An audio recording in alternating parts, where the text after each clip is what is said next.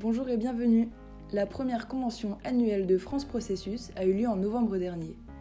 De nombreux intervenants de qualité se sont exprimés sur les grands enjeux actuels et sur l'importance de la démarche processus pour y faire face.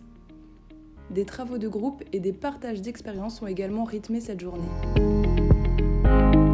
Jean-François Revel est CEO de Sclé. Il s'est intéressé au lien entre la stratégie et les processus. Bien, bonjour à toutes et à tous. Merci beaucoup pour votre invitation. L'entreprise Sclé travaille sur deux secteurs d'activité. Le premier secteur, c'est celui du transport et de la distribution d'électricité. Et le deuxième secteur, c'est celui du transport ferroviaire. Et donc, ça nous amène à concevoir des produits électroniques et informatiques pour assurer un pilotage automatique de toutes ces installations, garantir la continuité de fourniture de l'électricité. La satisfaction de nos parties prenantes, c'est quelque chose...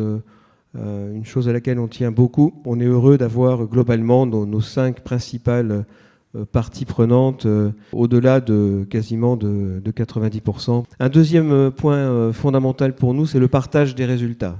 Pour avoir une entreprise stable, avec un climat social apaisé, il faut systématiquement, de notre point de vue, partager la valeur. On va peut-être un peu rentrer là dans les grands fondamentaux de l'EFQM, mais c'est inévitable.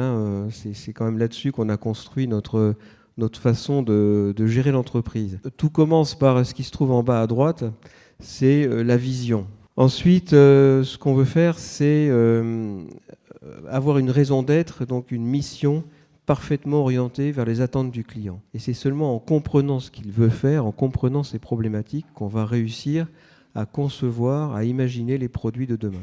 Pour finir, les parties prenantes, l'ensemble de l'effectif de l'entreprise a participé à l'identification des parties prenantes et à l'attente de ces parties prenantes, pour bien comprendre à la fin pour qui et pourquoi on travaille. Ça fait 15 ans que ça existe et ça a assez peu varié. Ce sont des choses qui pour nous sont extrêmement importante pour garantir la performance de l'entreprise et puis pour rester engagé, pouvoir continuer à dire ce qu'on a envie de dire, puis fonctionner tous ensemble de façon dynamique. Par définition, on pense que tout ce qui vient d'en haut et descend vers les opérationnels, ça marche finalement assez peu. Donc en fait, on demande à tous nos compagnons dans l'entreprise de s'exprimer déjà sur les valeurs de l'entreprise. On va travailler tous ensemble sur ce que pensent nos collègues sur les différentes tendances et on arrive comme ça à ramener des grandes tendances sur ce que pensent nos collègues sur l'évolution des installations de nos clients. Ensuite,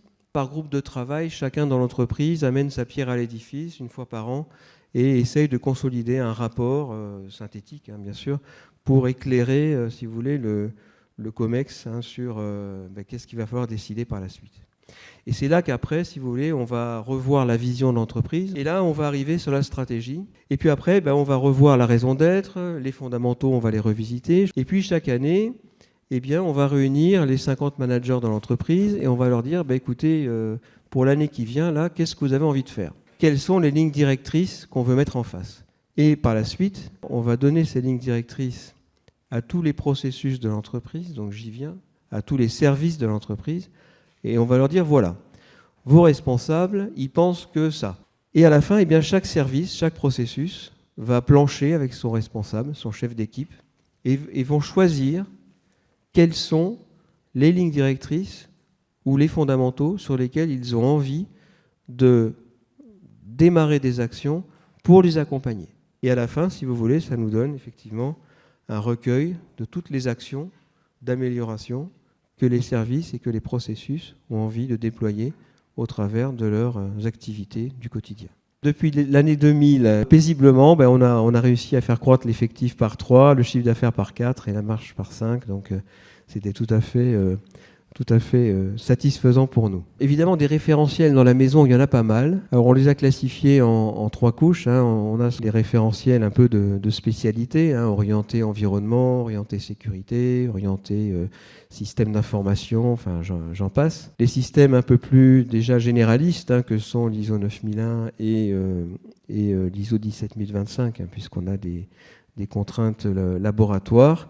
Et on se sert de l'EFQM en fait comme modèle intégrateur, c'est-à-dire qu'on prend, si vous voulez, l'architecture suggérée par le modèle et on incorpore tous ces référentiels à l'intérieur pour que ça soit le plus léger possible à manipuler. Ça a commencé en 1994 avec l'ISO 9001 et puis chaque année, on a réussi petit à petit à rajouter un référentiel ou à passer, à présenter la candidature de l'entreprise pour quelques prix et bon, ça a parfois bien fonctionné. Voilà, donc on est assez heureux de ce parcours et bon, on espère qu'il sera résilient, hein. Mais manifestement, on sent que ça a pris et que tous les collègues sont partants pour que ça continue à fonctionner comme ça. Il y aurait plein de choses à dire, hein, ça pourrait durer toute la journée, mais voilà, je suis heureux d'avoir pu vous communiquer ces quelques informations. Voilà, merci beaucoup.